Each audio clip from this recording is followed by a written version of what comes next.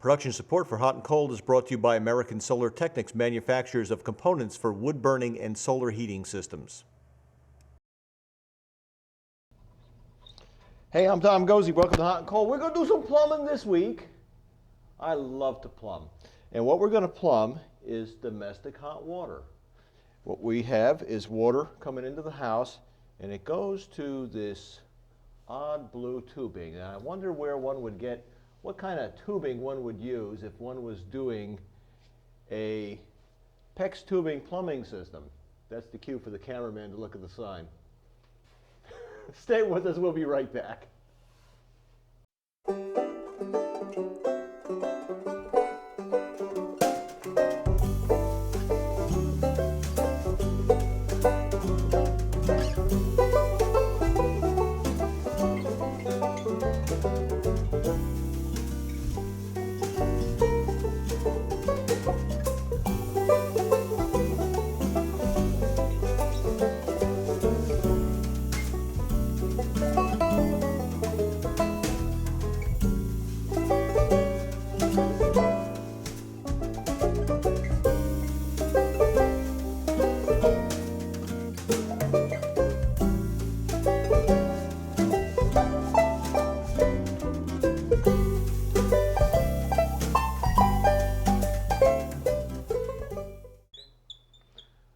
Well, this week we're going to do some domestic water plumbing. We're going to do both hot and cold water. We're working with products from a company called Zurn, which has been around for a very long time. They make PEX tubing, and that's what we have here. We've transitioned where the water feeds into the house at the service from copper to PEX. And one of the reasons I love PEX tubing is A, it's flexible. You can see I just have this hanging here. I don't even have it tied all the way yet. It's freeze tolerant. It is inert, so it doesn't pick up stuff. It will not scale. It will not do a lot of weird things. And it's relatively inexpensive. But the big thing is it's really, really, really, one more really, fast to put in. And as somebody who loves to plumb stuff, I like being able to do it right the first time and do it fast. And PEX tubing allows me to do that. So we come in here with cold water, and the cold water is tied with what we call tube talons, which are little plastic hooks that we nail up against the floor joists. And we go over to the other side of the basement, and there's a reason we're on the other side of the basement. Let's go over and see. Okay, so we ran, I took my shirt off because we're going to do some plumbing, and we got to get, it's going to be manly work. So we got the blue pipe coming over from the feed, comes over into here, into this thing, this black thing, which I've got water all over. That's the real reason my shirt's gone, is because I spilled water all over everything. Into what is a manifold. This is a 5-section manifold, it's pre-made.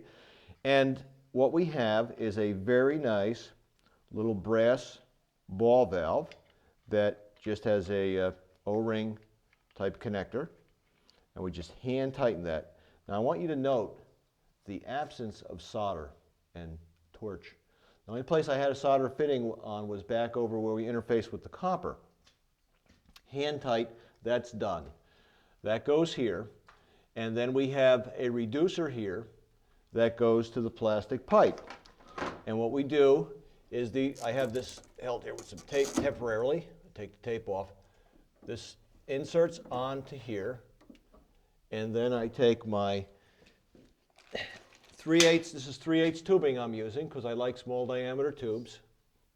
I put that over what is a crimp ring, and I'll show you this up close in a second. And I've just plumbed that loop. That loop is done. I have tied this pipe to that, and this pipe goes up to the, it's either the toilet or lavatory or something like that. Same deal here. We put another one here, doing this in real time. Tell me this is not the easiest plumbing you've ever seen. This crimp tool constricts this, which is a black painted or black anodized copper ring. We put it on there, and we go, boom. That one's done. Pretty simple stuff. Now, I want to show you here we're using 3/8 tubing because 3/8 is adequate for everything. We have less heat loss off of this if this was hot water. The hot water is the red line. Blue line is for cold water. And of course here is that shutoff again. So we're putting a reducer on here, and the way we're doing that is we have a little piece of 1/2-inch tubing. We got 2 crimp rings, and we insert that.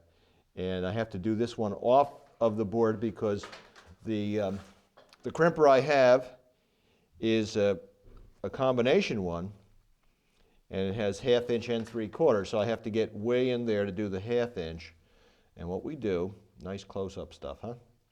Is we center it on the barbed part of the fitting as he moves it around, then we just crimp it. So that's the one. And now we have this coupling, which is a 1/2 by 3/8 coupling. It reduces it down. We put the 1/2 inch ring over that again. We center it again, and we crimp that one. Same deal. That's done. So now I've got that ready to receive the 3/8 tubing over here. Now, if I was running 1/2 inch tubing, I could just run it right to it, but I like the 3/8. A lot of plumbers don't, but I like 3/8 tubing because of its, as I say, it's small diameter. This stuff is real easy to work with. We just yank it around. Again, we put that there. And take my crimper again, and we crimp that connection. And these are all ready to go. All I need to do now is turn the water back on and flip these valves open, and we have everything running again. It's that simple. These manifolds here, this is sort of a modular approach, this manifold system. You have 5 branches, as I said. We have a connecting nut here, which is just hand tight, no pipe dope or anything. And so we've got 10 branches on both sides. It wasn't like this when I started, but I cut the pipe and there was water in the pipe, and I am a messy plumber.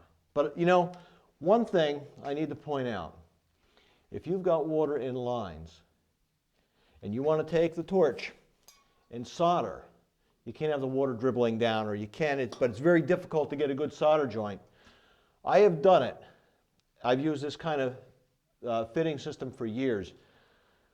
I have plumbed with water pouring out of the line. and it works just as well. If there's water dribbling out or there's water gushing out, it's a little more precarious when the water's coming out, but it can be done. So it's very, very forgiving. And of course, all this is freeze tolerant. To mount this, we just have a mounting clip. Goes right over the manifold. There's a little stop there to hold it so this doesn't rotate around when this is screwed in place. And we've got 3 of these clips here to screw this right onto a board. We've made our own manifold here. One thing I will do that I haven't done yet, we're going to put a wood strip here just to support the tube. I had some duct tape here, which is pretty funky, but we'll just have a little strip behind here and use one of these tube talons for 3/8 to hold the tubes in place. Now, I want to show you something really slick. We bring cold water in here at the top. Look down at the bottom. There's a connector, and there's another blue line. Blue line is cold water, and it goes up overhead, and it goes in this way into what? The water heater, because the water heater takes cold water. So we've simplified plumbing because we just come right through the manifold, full 3/4 inch line, passes right through with all our branches for domestic cold water. We go into here, we do the heating thing, we come out this side, and look what color it changes to. It's red. Red is hot. Hot and cold. Oh, what a great name. It comes out into here, into the other side, which is red for hot water, and we go down, and we have all these branches now for hot water we can add anytime we want. We have a cap down at the bottom. If for some reason we had a really gushing big need for a lot of flowing hot water, we could actually put a connection here. But we didn't have to do that because that's the way all the branches will feed all the appliances. We don't have any big gushing hot water needs. I have a big gushing need that we need to take a break right now, so let's do that and we'll be right back. Hey, we're back, and I turned all the water back on, and now the momentous occasion, we put pressure on each one of these valves here. That's on. I'll turn that off because somebody left the faucets on upstairs. You can close the faucets upstairs now. Okay. Okay. it's fun to hear people running around upstairs because the faucet was left on the sink. So that's all set up now and we're ready to go. Now, this is one end of the system. There's the other end of the system. We got to hook up to something, and what we use to hook up to the somethings is one of these. Now, does this look familiar? Where did I put that valve, Dave? Here it is. It looks very much like this. If I can get it off of there, we'll be doing so great. It is the same connector. This is a crimp connector that would go to the opposite end of the tube. This is the shutoff that goes on to here. And if we wanted to, we could put this right underneath the faucet. But a lot of times there's not enough room under the sink to do that. So normally this is the kind of connector we use. It's a crimp connection right to this little swivel nut adapter, and that works well. I'm going to step over here and grab a fixture so I can show you exactly what I'm talking about.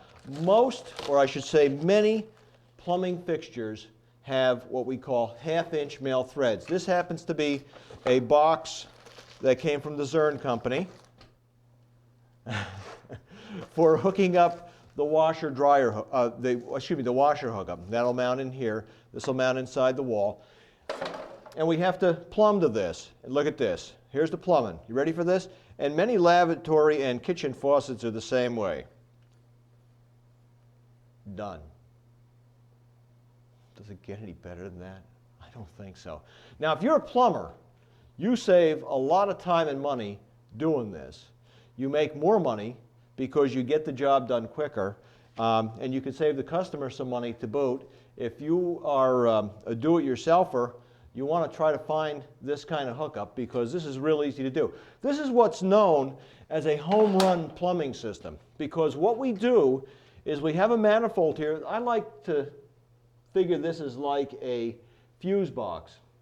You bring power in this case we're bringing in water, and it goes to, we have the main here, the voltage coming into the house, and then we have all these branches. These of course are the circuit breakers here. They're not quite circuit breakers, but go with me.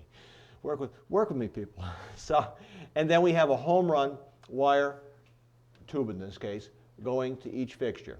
So for the sake of discussion, these two here go to the lavatory, the bathroom sink. This one here goes to the toilet. And then we'll have the kitchen sink, we'll have the washer dryer hookup. We'll get a bathtub. That's a good thing to hook water up to.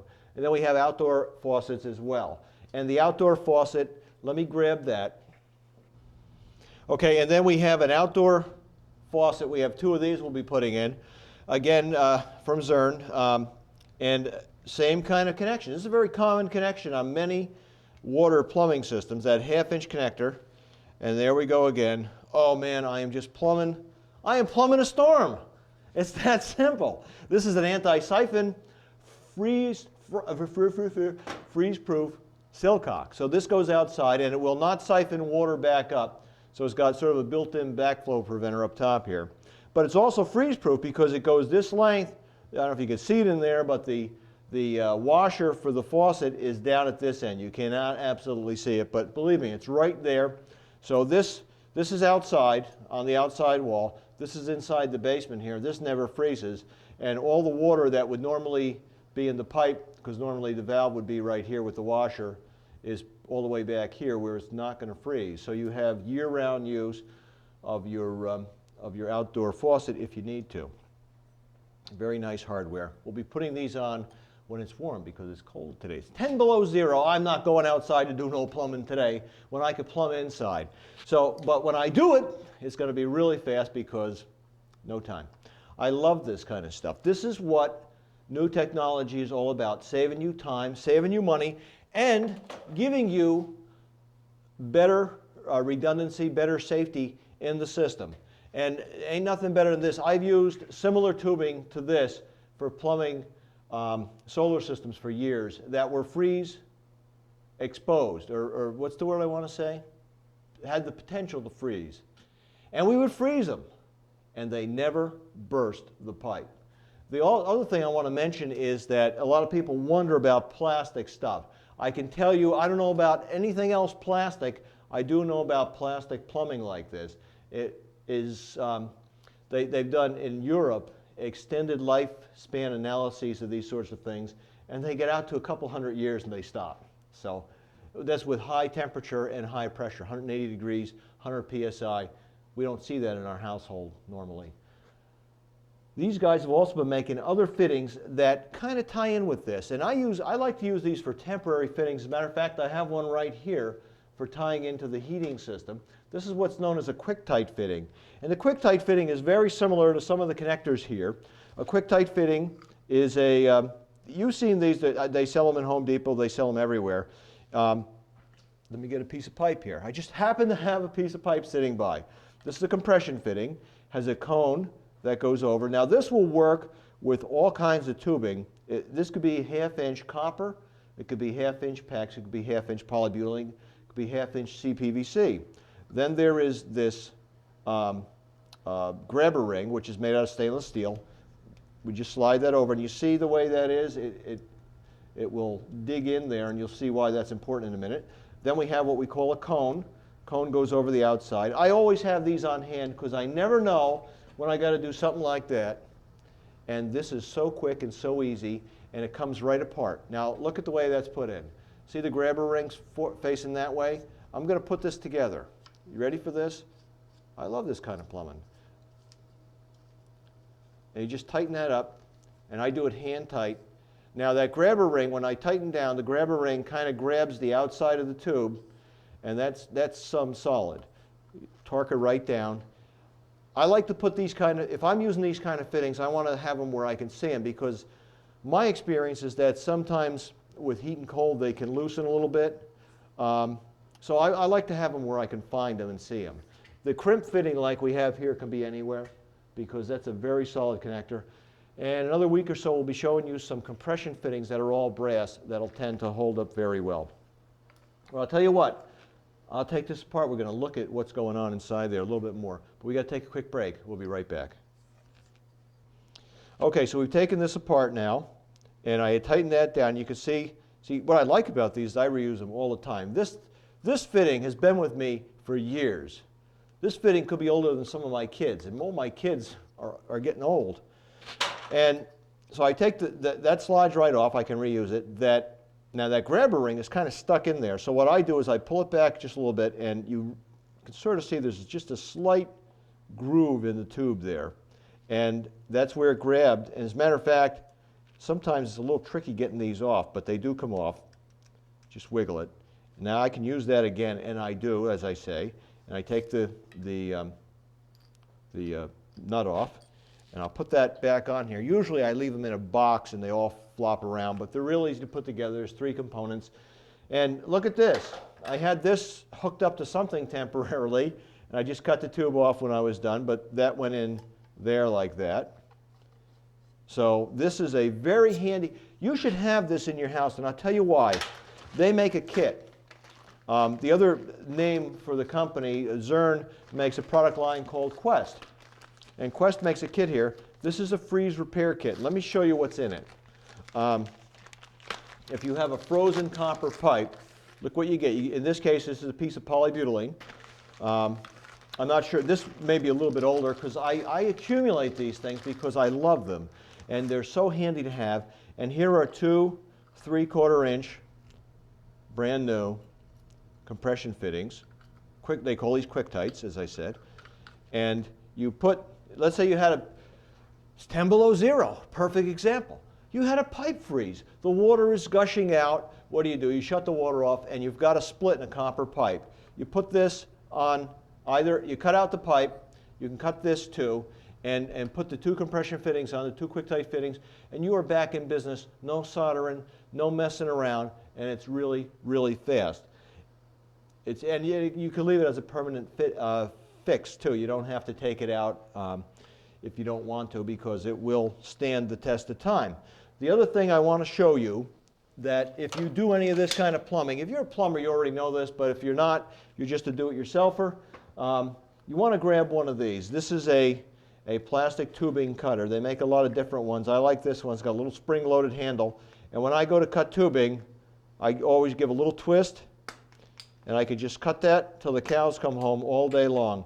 If you try to do this, and I've done this before I had one of those, I don't know, sometimes people could be penny wise and pound foolish. You take a knife like this, and you like this, and you're trying to cut, and that's a great way to carve your leg. So these kind of cutters are about $10, and there's different models. I like this one. There's a ratcheting kind that has sort of détentes that stop along the way. I just can't, I'm used to this. I just can't get into the groove with the other kind. And that, again, I can just go all day long if I want to trim just a little bit off. Maybe it's just that I have the technique down, but I don't think so. I'm not that talented. These work very well. So that's the kind of thing, a tool, one of the few tools. So what are the tools you need? You're going to do PEX tubing. You need a tubing cutter. You need crimpers. Now, you can get individual crimpers, or you can get a combo. The combo usually is 1/2 and 3/4. This is an old one that was made for polybutylene. Polybutylene tools work for PEX tubing also. I've got a standalone 3/8 crimper, and they have some newer ones that are powered, which seems like I should have that, but I don't. The powered crimpers run off a battery, and they're for tight corners, because if you, let's say I was doing a piece of 3/4 up here, and the fitting was way up inside there. See how far those handles have to come out? Sometimes you can't get into a wall cavity to do that, because you've got to get it open enough so you can get the tube in, get it around the tube, and then crimp it, and then you got to open it again to take it out. Sometimes that's a fight, and sometimes people have to become colorful to make it work right. It's not fun. So fortunately, there's a lot of new tools that are out there, a lot of small hand tools that maybe require a little more force or have some mechanical advantage to make the crimp work right. And of course, there are the mechanical kind that run off batteries too. Again, the mechanical kind probably would be something a contractor would use. These kind of tools, these run about, a single one like this I believe is under $100. The compound ones are a little over 100. So you can maybe, if you know a plumber, if you're doing it yourself, you may be able to rent one. If not, you'll have to buy one. But for doing plumbing, if you're doing any plumbing yourself, it really makes sense. And of course, if you're doing, if you're a contractor, you got to have one. I don't care who you are. If you hate PEX tubing, you shouldn't. You should know about it, and it will save you a lot of time and money. By the way, I was talking to a plumber friend of mine recently. Yes, I have plumber friends, and one of them said, "Well, you know, I don't like to use PEX tubing because it doesn't look as nice." To me, I like the fluid lines. I like the fact everything's color-coded. The fact that these will be tied up a little bit better than they are. The fact that it is curvy doesn't bother me. This is my basement, and it is much easier for me to now stuff like this is all Mickey Moused together. This is temporary. When this gets cleaned up, it will be nice and straight and out of the way. It won't be hanging down where you can choke yourself. That's me. That's just temporary stuff as we're getting the rest of the projects done. I understand, use copper pipe. It's straight as an arrow. But you know something? I would rather not have to spend all the time putting up copper pipe and soldering each joint and having fire up against the wood for using this, because this stuff is so much quicker and easier.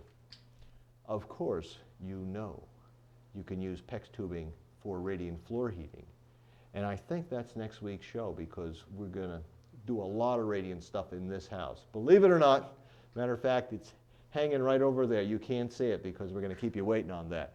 What else do we need? The only other tools we need, and I don't see any down here because I've got them all upstairs because I was using them, or it really are parts, is stuff like this. These are tube talons, and that I think we showed that before. This is a plastic hook with a nail in it, and it just holds the tube in place and holds it nice and rigid. Oh, one of the things my plumber friends were talking about, I'm just looking for a piece I can show, I don't see one, is this being plastic pipe, if it's used for heating in particular or for hot water, when this stuff gets hot, it expands. And when it expands, it kind of gets wavy as it goes down the basement. So where a copper pipe is rigid metal and stays straight, PEX tubing does not. And that's one of the issues that plumbers don't seem to like about it. Well, you know, there's a real simple trick of the trade, and what I'm going to do is just step back here for a sec and get a piece of tubing, because I really have to show it to you up close and personal, because it's really a kind of a unique solution. Okay, so as we quickly are running out of time, the solution is, of course, if this is expanding, it's going to get wavy. The way you solve that, I love this. This is so simple. Because the tubing is expanding, it's plastic. Plastic has a high coefficient of expansion with temperature. You put a loop in it like this, up in the floor joist somewhere, as I knock everything over, and then it will expand right here and not down the long run that you have in the basement. If you find that to be an issue, I love this stuff. I don't care what it looks like. I like the waves. It makes, you know what? With the wavy pipe, I know the heat's working because I don't even have to touch the tube to feel the heat, because I can see it's got a little wave in it. It's great stuff. You really need to think about if you're building a new house, or if you're doing a retrofit, if you're doing the plumbing yourself. You really want to think about PEX Tubing. Zurn Corporation is one of the biggest in the country. They've been around probably for about as long as anybody doing plastic tubing of this form. Be sure to check them out. They're on the web at zurn.com. I don't think you'll be disappointed. And you know what? Next week, we're going to use their stuff. I think it's next week. I hope it's next week. We're going to be doing some radiant heating. Oh, man, it's going to be... I can tell you it's fun because I've already started, but you haven't seen it. You got to wait. You got to come back next week. Take care. Production support for Hot and Cold is brought to you by American Solar Technics, manufacturers of components for wood burning and solar heating systems.